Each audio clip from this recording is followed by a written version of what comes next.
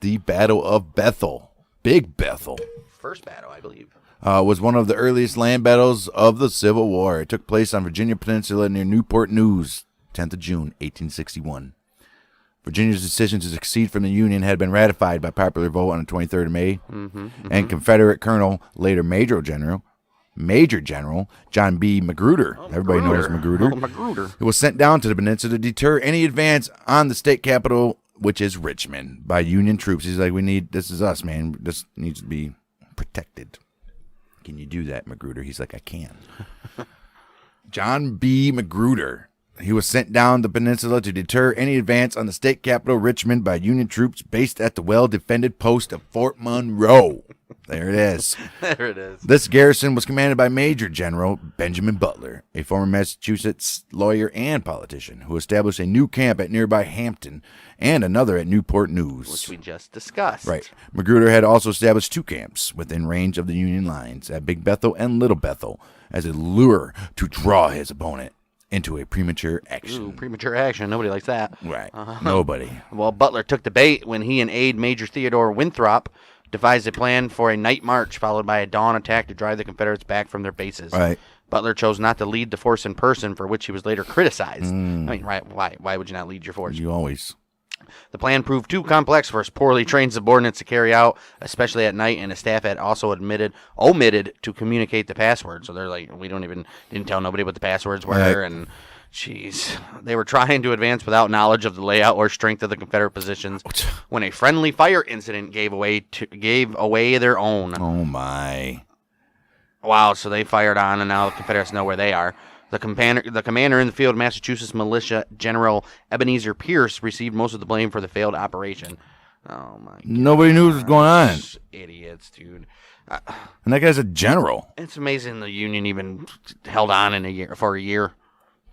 The way ridiculous. this shit's going. Right. The United States Regular Army garrison, under the command of Colonel Justin Dimmick, held Fort Monroe, a nearly impregnable fortress at Old Point Comfort on the southern tip of the Virginia Peninsula between the York River and James River. We already know this. Yeah, Fort Monroe. It's the first time I heard Fort Monroe. Right. It empties into the Chesapeake Bay. The bay was to the east of the fort, and Hampton Roads was to the south, where all this Navy action has been taking place these last couple of weeks. The fort was supported by the Union Navy at Hampton Roads and could be reinforced and resupplied by water without attack by shore batteries or harassment by the nearly non-existent Virginia or Confederate naval forces. Yeah, they I don't know why that little strip right there is just not heavily armored by both sides. I don't get it. The Confederates are like, that's our capital over there. Can you get it? Can you get it? Can you get it? The fort was nearly immune from attack from the land, since it could be approached only over a narrow causeway and a narrow isthmus, like a little Panama, like a little canal type deal. Not even canal, right? Like a little, what do they call it? Strait?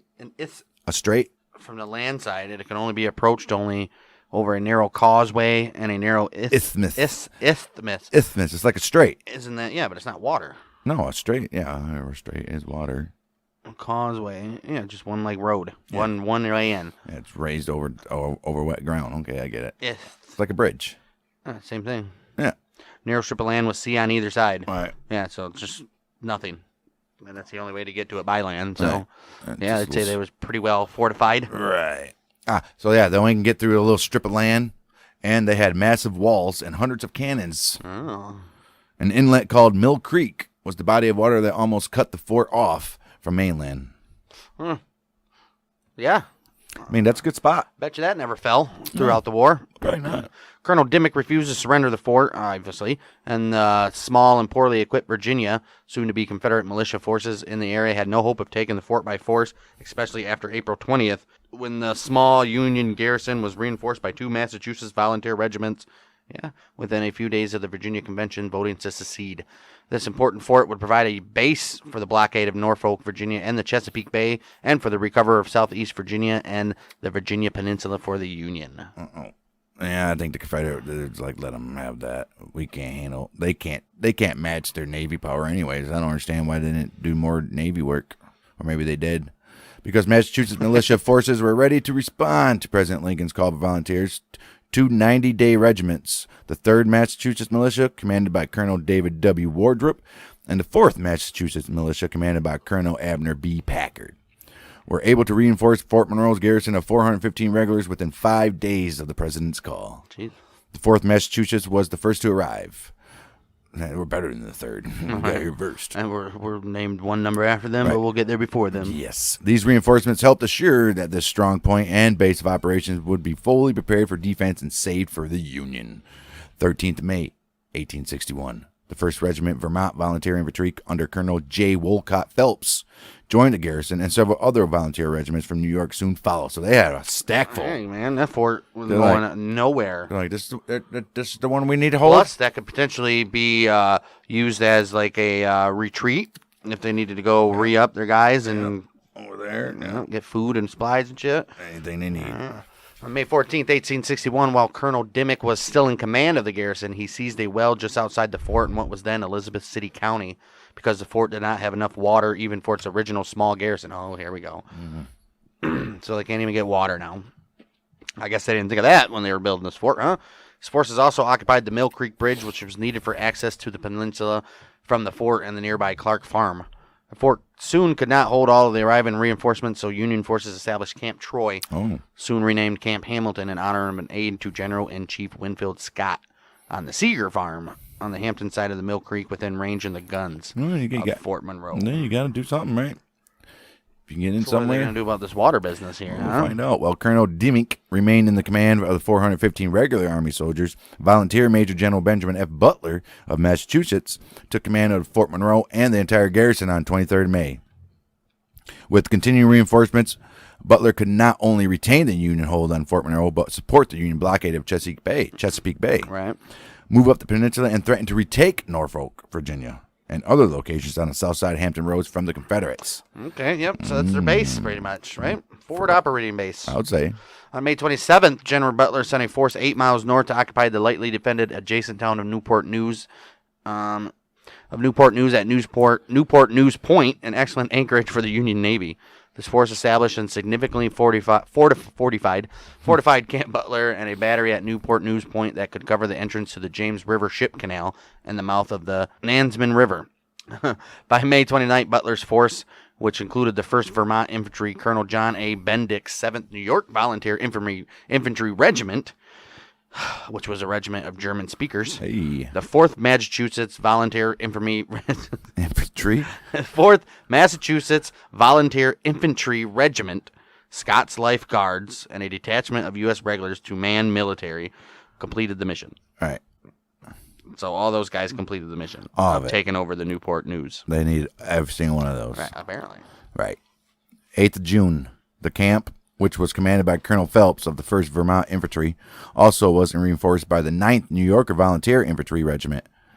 Butler also further occupied and expanded Camp Hamilton, started by Colonel Dimmick, the equally lightly defended adjacent town of Hampton, just beyond the confines of the fort and within range of the guns. We said that already. That was the other one. Right. After Colonel Abram Dury of the 5th New York Infantry commanded Camp Hamilton for a week, June 4th, Massachusetts Militia Brigade General Ebenezer Pierce assumed command. Jeez, dude, there's so much moving pieces here. Right.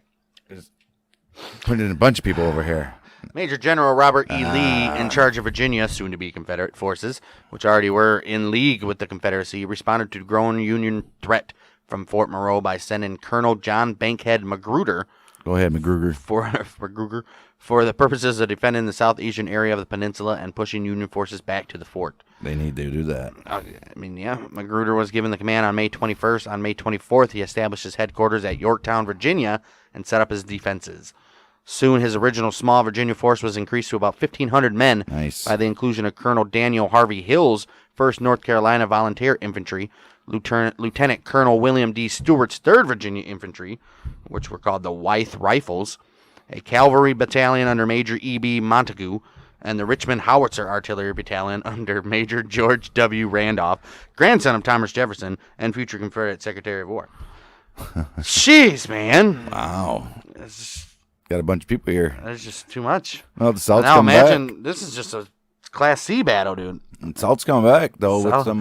South's gonna rise again, boy! All right. June 6th, Colonel Magruder sent Colonel D.H. Hill and the 1st North Carolina Volunteers and Major Randolph and part of the Richmond Howitzer Battalion with 4 artillery pieces to Big Bethel Church.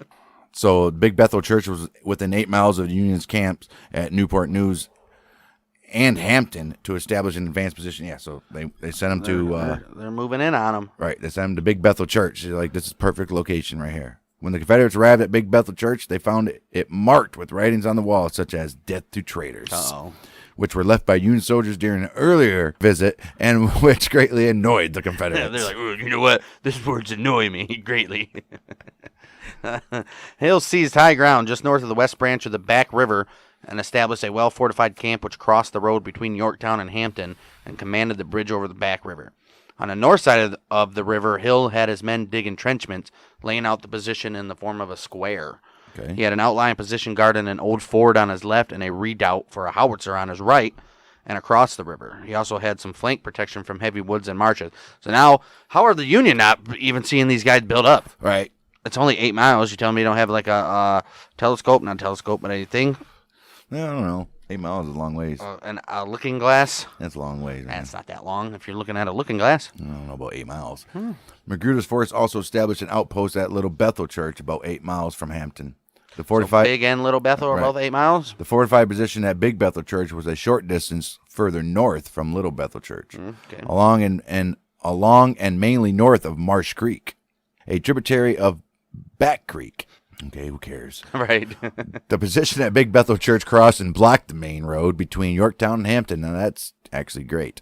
The Magruder's force of almost 1,500 men occupied the position at Big Bethel, while only around 50 cavalrymen manned the outpost at Little Bethel. That's fine. That's all you need there. Right. 8th of June, Hill sent detachments to drive Union foraging parties back to the fort. So anybody that's out there looking for anything. out there looking for berries. Right. Better... drive them back and tell them that the British are coming and the rebels are coming. The rebels are coming. You tell that to your captain, boy. Rebels are coming. Butler wished to drive the Confederates back from their advanced positions at Little Bethel and Big Bethel because they had begun attacking and harassing his pickets and patrols with squads from these outposts. Mm-hmm. Well, duh. I mean, they're attacking and harassing my pickets. Right. What do you think? You think they're just going to leave them alone? Right. Threatening his bases outside of Fort Monroe and his lines of communication with them, and standing in the way of his plan to move up the peninsula towards Richmond, which was the new capital.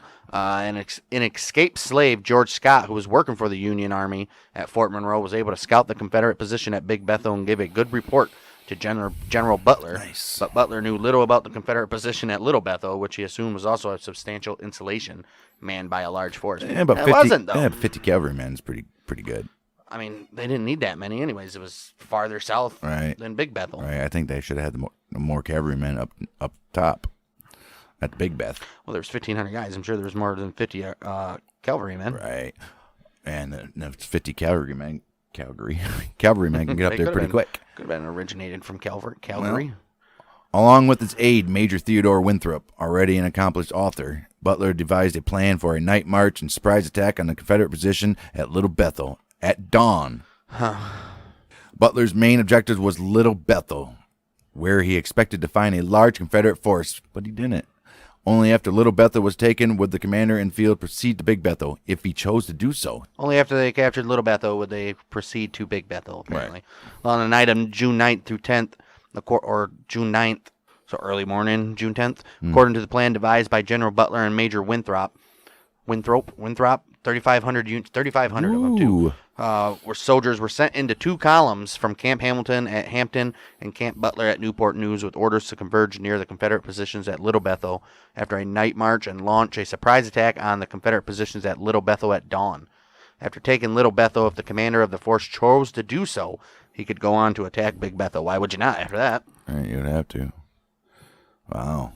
The entire force was under the immediate overall command of Brigade General Ebenezer W. Pierce, a Massachusetts militia general of apparent bravery but no regular army, military school, or other formal military training or combat experience. Oh, my. Earlier in the day, 9th of June, Butler had summoned Pierce from Camp Hamilton to Fort Monroe to advise him of the plan, foreshadowing the further difficulties which would arise during the operation. He's like, this is what could happen. We're going in blind. Pierce was too ill to ride his horse and went to the fort by boat. Well, he was ordered to first send Colonel Abram Durree's 5th New York Volunteer Infantry from Camp Hamilton at Hampton to a point between Little Bethel and Big Bethel, and then, after having cut the road to Big Bethel, to attack the Confederates at Little Bethel. Colonel Frederick Townsend's 3rd New York Volunteer Infantry Regiment, with 2 howitzers, was to march from Hampton after the 5th New York Infantry had departed and provide support at Little Bethel. So they're bringing in reinforcements. There you go. Moving on them. Right. Meanwhile, Colonel John Phelps, commanding at Newport News, would send detachment from his own 1st Vermont Infantry and Colonel David W. Wardrop's 4th Massachusetts Infantry, under the command of Lieutenant Colonel Peter Washburn, to approach Little Bethel from the opposite side. He's like, we're going to come in from this side. Yeah, Washburn would be followed by Colonel Bendix' German-speaking 7th New York Infantry Regiment and 2 artillery pieces manned by regulars from the 2nd U.S. Artillery Regiment, commanded by Lieutenant John Grebel. So the only actual United States regulars is these 2 artillery pieces manned by 2 guys apiece. So 4 regulars from the Army. It's like, we'll send 4 with the 3,500. That should do it. Yeah, regulars. Why not? The plan was for this force to meet the 3rd New York Infantry under Townsend at a road junction about 1.5 miles from Little Bethel and form a combined reserve. Pierce and his staff headed for Little Bethel with Townsend's 3rd New York Infantry Regiment. The column from Camp Hamilton was to start at midnight, and that from Newport News a little later, as its line of march would be shorter. Right. You don't want to get there too soon. All right. Got to meet up right at the same time. Right. Well, anticipating possible confusion during a night march by inexperienced troops, Butler ordered the watchword, Boston, to be given to each column, and further ordered that all the troops should wear a white rag or handkerchief on their left arm so that they would recognize each other. Okay. Any attacking regiment was supposed to first shout the watchword. They're going to be like, hey, Boston, here we go. Butler's aide and messenger to Newport News Command, Captain Haggerty, forgot to advise Colonel Phelps and Newport News contingent of these precautions. How could you not? Are we good to go? Yeah, you guys are good. Yeah. Do we need to know anything before we leave? No, I think we're all set. Yeah, I think you're good, guys. I think you're all good. See you when you get there. You're right. Colonel Abram Dury led the 5th New York Volunteer Infantry from their positions at Camp Hamilton, and despite some delays, arrived near Little Bethel about 4 a.m. Part of this regiment under Captain Judson Kilpatrick captured 3 Confederate pickets before dawn and were in position to continue the advance as planned. Nice. Before Dury's men could advance close enough to the Confederate positions to open the attack, they heard gunfire behind them. Colonel Bendix's 7th New York Volunteer Infantry had opened fire on Colonel Frederick Townsend's 3rd New York Volunteer Infantry Regiment, who were coming up the narrow road from the direction of Hampton to the south. Oh, my gosh. So he heard these guys coming and started firing on him like he was being attacked. Oh, jeez. Well, they didn't have the Boston. They didn't have Boston or the white hankies. All right, how do you say Boston in German? Anyway. Boston. Boston. Boston. Boston. Boston. Boston. Boston. Boston. Boston. All right. So stupid. Boston. Ding. Why they didn't put the O there? Just put the N. Boston. Boston. What a bunch of idiots. Right. The 3rd New York Infantry was being led down the road by General Pierce and his staff on horseback without an advance guard. You got to have an advance. Why would you not? I don't get it. You always have at least 2 scouts riding the perimeter, right? You think. Bendix knew that no cavalry was with the Union force and mistook the 3rd New York for a Confederate cavalry. Oh, so he didn't know that there was He said he knew there was none. Yeah, Bendix knew that no cavalry was with the Union force. Oh, okay, and mistook the 3rd New York for a Confederate cavalry regiment. Well, but they were only an infantry regiment. They weren't even cavalry. Right. More importantly, the 3rd New York Infantry wore gray uniforms. Oh, geez. No. They did. I remember that in the beginning of the war, yeah. With white bands on their arms, such as had been previously on the hats, at least, of Confederates. Yeah, I remember that. Yeah, wow. Bendix, who had not been given the watchword of Boston, the instructions on the armbands, and he thought, hey, that's Confederate. We need to get these guys. I gotta get them. Fire! Boston. Oh, jeez. After attack by Bendix's men, Pierce pulled his force back to the south of the New Market Bridge, a countermarch of about a mile and a half. Jeez. Oh, jeez. So they had to march a mile and a half before they can even assess the situation. That's cray-cray. And they waited to They waited and expected another Confederate attack in a more advantageous position. To the dismay of all, it was soon discovered that Bendix had opened fire with muskets and an artillery piece on the 3rd New York Infantry and the commanding general's party, wounding 21 men, 2 mortally, and causing dozens of other men to flee the field. Oh, my goodness. Jeez, not only did they do that, he just proved that a bunch of pussies are in the Army. Right. Holy shit, dude. Wow. At this time, the colonels of various regiments, in particular with Duray and Washburn, advised Pierce to call off this operation. He's like, you screwed it up, this man. is ridiculous. However, However, Butler's aides, Major Winthrop and Captain Haggerty, urged Pierce to move forward. He's like, don't let this deter you. Keep the Move line. on. Keep the line, boys. And so Pierce was like, I will do this. I will continue. At least 40 men of the 3rd New York Infantry had fled back to the Fort Hampton, where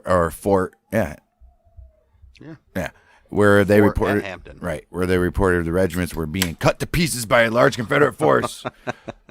They knew they were coming. Fake news. Right, they knew we were coming. I don't know. Well, they probably were cut to pieces. 21 people. That's a lot. Yeah, You did.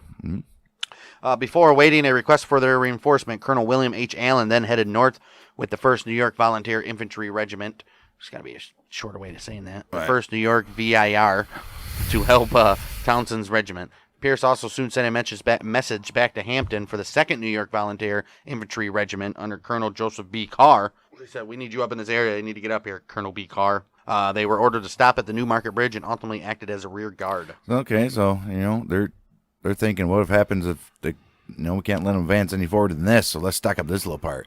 They're gonna let Bethel go right now, if that's the case. Oh, if they're getting attacked already, yeah. Right? Hey, we need to strengthen up this part where we're good, where we're actually got somewhat of a organization.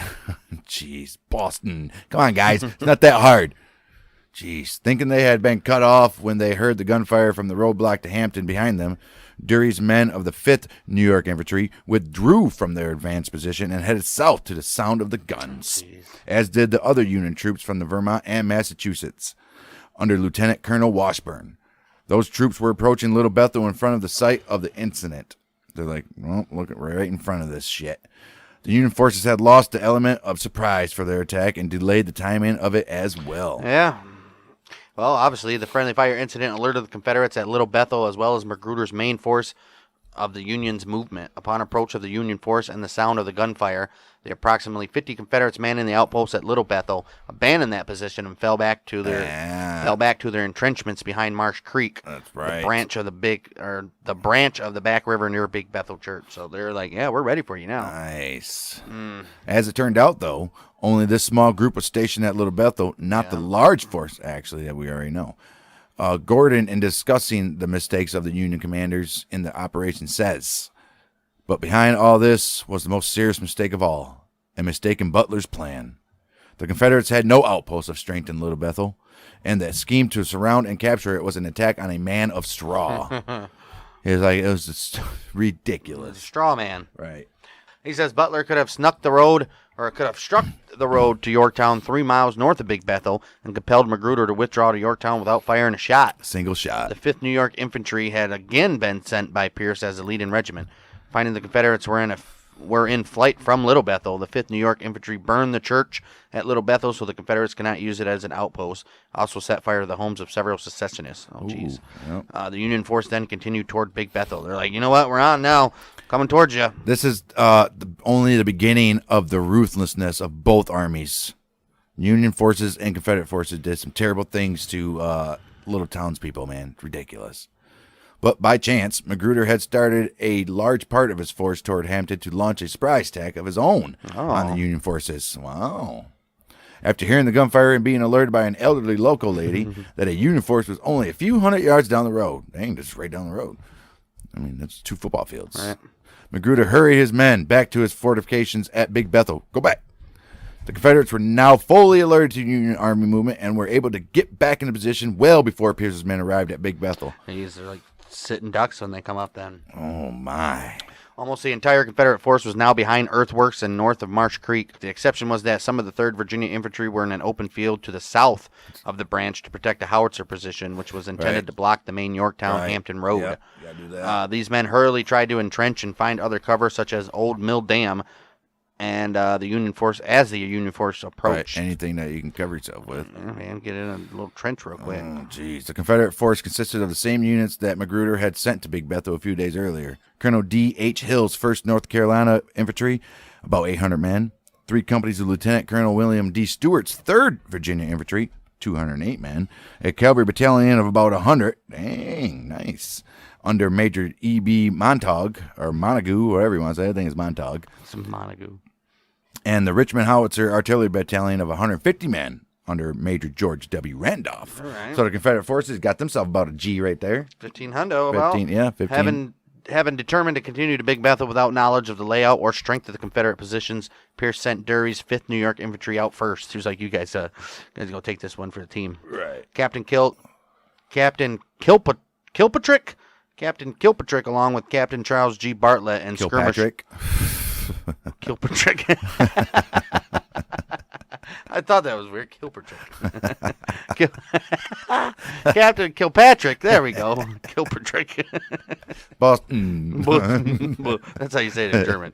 Kilpatrick. Kilpatrick. Along with Captain Charles G. Bartlett and skirmishers were sent forward to scout the Confederate position. They returned to the main body of the Union force and, after observation and talking to a black man and a local woman as well, told the officers in command that the Confederates had between 3,000 and 5,000 men and 30 pieces of artillery. Oh, clearly my. They were lying to them. Yeah, but that could set up their demise because the Union forces was like, all right, we need about 8,000 men.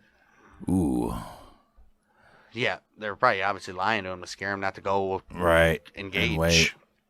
Well, the Confederate forces only had about 14 to 15 hundo, 5 artillery pieces, but Kilpatrick accurately reported that their position was well fortified, which it was. If the Union forces had not done enough already to give up their plan and position, Kilpatrick gave notice of the arrival of the Union force at Big Bethel by shooting at Confederate scouts and pickets. Idiots. Right, so Confederates were like, these guys are dumb.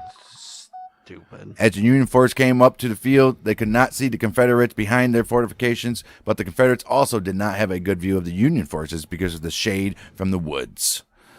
Wow. And small buildings, so that's just crazy. That just sounds like a terrible spot. Right. However, they could see the bayonets and flag of a Union force about a half mile to the left. That's all you need to see is the flag. Major Randolph, commanding the Howitzer Battalion, fired a shot at this column, which ricocheted through the Union line and killed a soldier standing next to Colonel Bendix. Aw. Oh, no. He was like, Boston.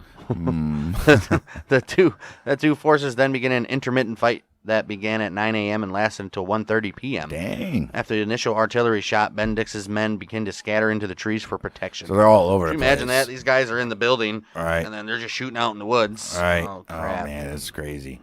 The 5th New York Infantry under Colonel Dury charged the left of the forward Confederate position with the apparent ultimate intent of crossing the stream and turning the Confederate flank, but they were quickly discouraged and turned back by heavy Confederate fire. Yeah. It's hard to cross water, man, and be quiet. Lieutenant Grebel came up the road to place his 3 guns where he and his small detachment of regulars from the 2nd U.S. Artillery could return fire, which they did, but with little effect. Always a little effect with the Union, isn't it? Well, Pierce then positioned the 5th New York, 7th New York, and the Massachusetts and Vermont companies to the right of the Hampton Road, and the 3rd New York and 1st New York to the left of the road. Okay. He would launch piecemeal attacks from these positions. Grable continued to fire at the Confederate positions while Pierce arranged his force and gave them some time to rest. So now they're giving them time to rest, so... All right. Union skirmishers went forward to try to determine the strength of the Confederate position. Most were driven back immediately. 2 companies from the 5th New York, led by Captain Kilpatrick and Captain Butler, the general's nephew, advanced across open field with only a few trees, a shed, and a house for cover. Now they're in open. An artillery shot went through the house and killed one of the men. Damn. Around noon, 3rd New York Infantry, led by Colonel Townsend, came forward to the skirmishers' position.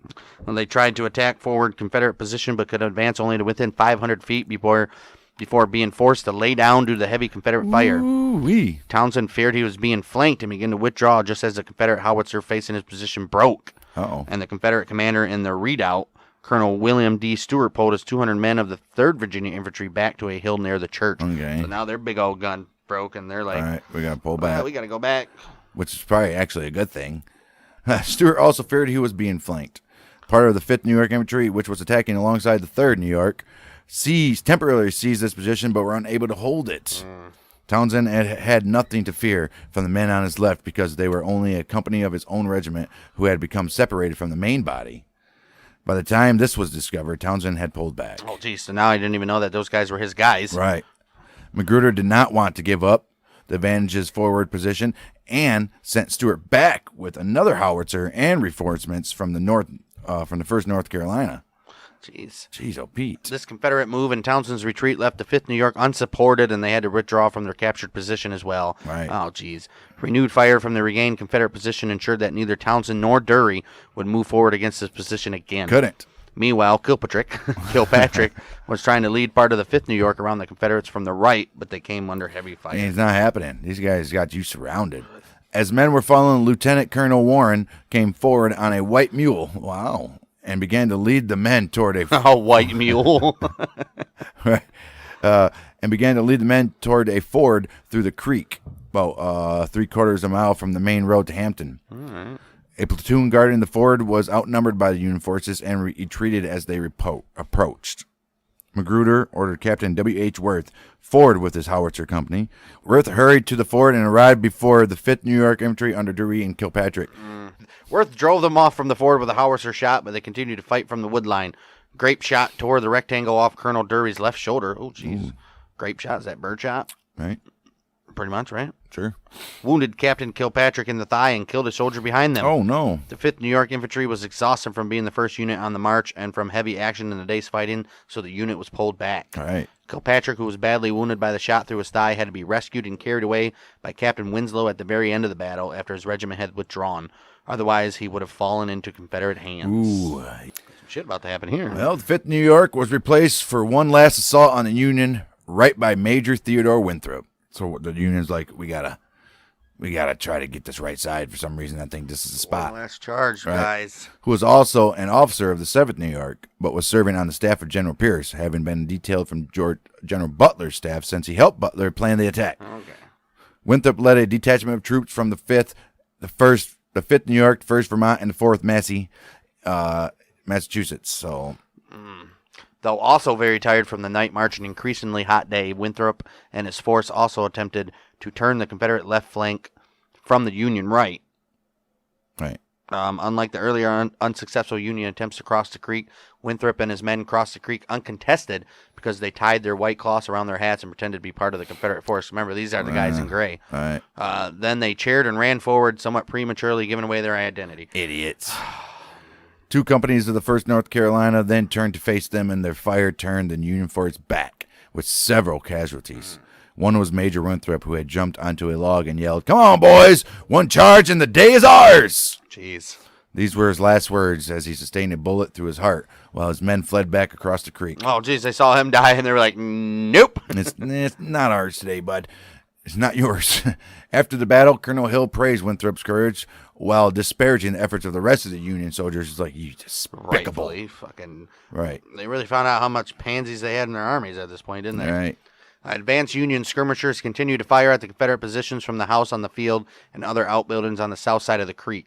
Colonel Hill asked 4 volunteers to go forward and burn the house. Oh. Fire from across the main road stopped them, and they dove to the ground. One of them, Private Henry Lawson Wyatt, had been killed. Oh, no. The others were called back, and soon Major Randolph was able to destroy the house with artillery fire. Lieutenant Grebel, whose guns had been hidden by the house, continued to fire and expose his position. Oh, no. Jeez. By this time, the battle was ending, and Pierce ordered all of his force to retire. It was clear that the Confederate position was too strong and his troops were too exhausted to continue and had costly effects on his people. Moited. Ridiculous. He lost all those guys off an ill-prepared plan. And he kept on going. After it was botched from the beginning. After people suggested, you probably shouldn't do this. Right. Lieutenant John Trout Grebel refused to pull back, and he stayed behind. This effort cost him his life as the Confederate artillery concentrated on his position, and he was struck in the head. Wow, by a cannonball. Jeez. In the back of the head. Well, he was like, "It's time to go." I think Right. it took off his head. Oh, I'm sure. Oh, I did murder. had to have, dude. Did something. It's a cannonball hitting you in the back of the head. All right. Unless, I mean, I don't know, because cannonballs sometimes were like that small too, so. Yeah, it was a small one. Probably like an 8-pounder or whatever. Wow. Definitely blood force trauma there. Right. Jeez. When they received word of Grebel's death, Lieutenant Colonel Warren, Captain Wilson, and 5 of their men rushed back to recover his body before they left the field. Grebel was the first graduate of West Point and the first U.S. regular Army officer killed in the war. Oh, no. After littering the road back to Fort Monroe with coats and equipment on a very hot afternoon, the Union troops arrived back at Fort Monroe about 5 p.m. About 100 Confederate cavalry pursued the Union force but could not mount an attack and pulled back as they approached Hampton because the Union force had pulled up to the New Market Bridge over the southern branch of the river to thwart the Confederate pursuit. Right, there wasn't. You guys They were like, didn't have we're enough. not going that close to that fort. That's for Right, sure. it's time to take your chances and give the dice to the next color. You don't want to spread your army too thin there, guys. Total federal casualties at the Battle of Big Bethel and the friendly fire incident which preceded it were 76, including 18 killed, 53 wounded, and 5 missing. Jeez. Unit casualties by regiment as followed. Staff, 1 killed, Winthrop. 4th Massachusetts, 1 killed. 1st New York, 1 killed. 2nd New York, 2 killed. 1 wounded. 3rd New York, 2 killed, 27 wounded or missing. Oh, jeez. 5th New York, 3rd New York, that's the one that got fired on by Right. the bunch guys. Yeah. Friendly fire. 5th New York, 6 killed, 13 wounded. 7th New York, 3 killed, 7 wounded, 2 missing. 1st Vermont, 2 killed, 3 wounded, 1 missing. 2nd U.S. Artillery, 1 killed, and that was Grebel. So every regiment they had there got somebody killed. Union forces attempted no further advance on the Virginia Peninsula until the Peninsula Campaign of 1862. However, Butler did send an expedition up the Back River with naval support on June 24th, which destroyed 14 transports and several small boats which had supplies for the Confederate forces. Okay. Both sides generally continued to hold and improve their positions and works until the Peninsula Campaign began. Butler soon had to return many of his men to Washington in order to reinforce the defeated Union force after the first Battle of Bull Run. Ooh. Yeah, because they were afraid. It was only, 90 miles from Washington or something? Yeah, it's not far. For fear of the security of the capital ran high after that first Battle of Bull Run. And that was a battle. While Butler continued to maintain the camp at Newport News, he had to abandon the camp at Hampton for lack of men. When Magruder discovered this, August 7, 1861, a Confederate force burned Hampton so it could no longer be used to shelter runaway slaves. Oh, jeez. Butler did not attempt to shell the Confederates from the fort for fear he would be blamed, at least in part, for the burning of the town due to cannon fire. Oh, jeez. Why would he care after that? They're trying to burn it. Right. What an idiot.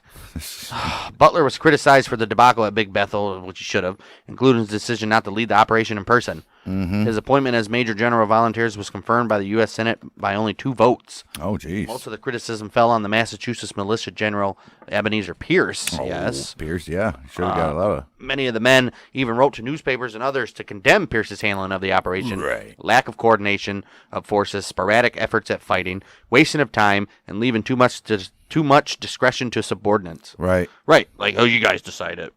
Right. Even Butler spoke of Pierce's shortcomings in handling the matter, although in more restrained language than he was reported to have used in private. Ooh. Yeah, so this Pierce guy freaked everything up. Well, Yeah. started with Butler, but I mean... Well, they started off with a bunch of idiots. Still, I think at this point, the Union is not taken as serious as the Confederates are right now. I don't think they're taken serious. They just don't know how. Right. Apparently, geez, I would have hated for us to get invaded by another country at this point. Oh, yeah, but a lot of our best military were fighting for Confederates. The generals. I don't know about that. The smart guys. Because these aren't even none of our major armies. Not yet. These guys that are Right. for the Union right here.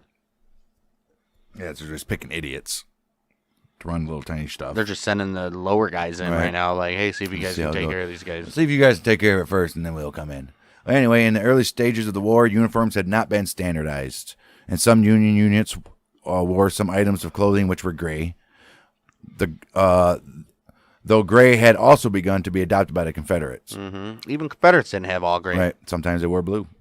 Sometimes they wore their overalls or whatever they had on. William Y.W. Ripley, a company Believe commander. it or not. Right. A company commander in the 1st Vermont, who later received the Medal of Honor for heroism at the Battle of Malvern Hill while fighting with the 1st United States sharpshooters. Oh, shit. Said a primary lesson for Union Army's leaders was that the gray overcoats and soft hats had to Gotta go. He was like, unless you guys want your own people to keep on getting shot by each other. By each other. The Confederates suffered only 1 killed and 7 wounded during the Battle of Big Bethel. Many authors have stated that Private Henry L. Wyatt of the 1st North Carolina Volunteers, which later became the 11th North Carolina Infantry Regiment, the only Confederate soldier killed in the battle, was also the first Confederate soldier killed in combat in the whole war. So far. Wow. First, right? Not so far. He can only have one first, man. This is only correct to the extent a distinction is made between the first officer killed, which was John Quincy Marr at the Fairfax Courthouse on June 1st, and the first enlisted man killed, which Private Wyatt appears to have been. Right. He was the first enlisted man. Right. Okay. Well, so I guess you can count that. Yeah, but the Fairfax Courthouse wasn't a battle. We established that already, right. anyways. Major Winthrop and several other Union dead were buried on the field by the Confederates. Oh, that's of course, man. They're still their brethren, right? Right. Soon thereafter, Magruder granted a request by Winthrop's brother and Union officers under a flag of truce to recover Winthrop's body. They returned the body on the field with respectful escort. Okay. Major Randolph's artillery and Colonel D.H. Hill's 1st North Carolina were commended by Magruder for their actions. That's good. Good for them. We'll see how long that lasts. All right. Within hours of the battle, Magruder withdrew his forces to Yorktown, where he established a line protected by the Warwick River. Obviously. Magruder feared another larger and better planned Union attack on his position and felt he should maintain his defense at Yorktown and along the river. The press in the Confederate States in particular made the Confederate victory appear to be much more momentous than it was, and greatly exaggerated the number of Union soldiers killed in the battle, a common reaction by both sides to battles in 1861. Yeah, a lot of both sides are reporting major loss of life. Right. I mean, enough, but at the time, the outcome of the battle was an important boost to the Southern confidence and morale, obviously. Along with the Confederate victory at the Battle of the First Bull Run, which we haven't done yet, 6 weeks later, it provided what proved to be undue encouragement and confidence in a quick victory in war to the Confederates. They're like, we can do this. Union morale was correspondingly damaged, but as events proved, the Northern public and military showed resilience and determination in the face of several early defeats. They did. Several early defeats did they have? Well, plus they had way more men and they had way more bullets. Big Bethel was one of the first Civil War land battles, both in present-day Virginia and in the war after the bombardment and surrender of Fort Sumter. Although arguments have been made that either the Battle of Philippi, which we covered, or the Battle of Big Bethel was the first land battle of the entire war. I think it's Bethel. The Battle of Fairfax Courthouse on June 1st, 2 days earlier than the Battle of Philippi and 9 days before the Battle of Big Bethel. Some say that was. But, I think it's Bethel. It's got to be Bethel. No, it's Philippi. First of all, there was shots fired at Philippi, and they took a position, so... That's true, I guess. Land battle, though. They were on land. At Philippi? Yeah, remember they snuck up to the camp and that lady fired at him prematurely? Yeah. Historian David E. Aker discounts both the Battle of Fairfax Courthouse and the Battle of Philippi as mere skirmishes. Philippi was not a skirmish. It says the first real battle of conflict was the Battle of Big Bethel. I mean, I guess. Although after a brief summary... I guess, because this battle at Bethel was actually had... Well, not only that, it was a battle for, 5 hours? Wow. Philippi was just like, they literally all just ran away. Right. Although after a brief summary of the Battle of Big Bethel, he was characterized as the early Civil War engagements without apparent distinction as these first minor skirmishes. Basically, they're all minor skirmishes. Right. Except for Bethel. Right. Bethel was a battle. It was. The Baltimore riot of April 19th, 1861 might also be considered a small Civil War battle, with several killed and wounded on each side. But the Confederate side in the affair was a civilian mob, not an organized military force like the force, obviously. It's not. Civilian mobs were also engaged with military forces in 2 similar riots in St. Louis in the early days of the war after the surrender of Fort Sumter. Compared to the large battles to come, all the engagements before First Bull Run are fairly characterized as mere skirmishes. Yes, because Bull Run, you guys will see. Bull Run is, that's when everybody was like, "Whoa, this is real." Yeah, but Bethel was clearly real. Yeah, but this is where it's more popular. Watch. Most of the Big Bethel battlefield and the whole Little Bethel site have now been preserved. Have not been preserved. Wow. Today, the sites are generally covered with residential and commercial development. Oh, that's trash. Marsh Creek, or Brick Kiln Creek, also has been dammed, creating the Big Bethel Reservoir on the battlefield site. So at least they got a reservoir. The fragments of the site that remain are not readily identifiable. The site of Lieutenant Grebel's death is now a convenience store. Oh, jeez, dude. A group of the local preservationists Preservationist. has developed a plan to preserve areas currently located on Langley Air Force Base, containing a remnant of an earthwork and a memorial to Henry Lawson Wyatt, the only Confederate soldier killed in the battle. That's not going to go very well in today's society. And sorry, Henry Lawson Wyatt. I don't think you're getting a memorial anytime soon, Right. bud.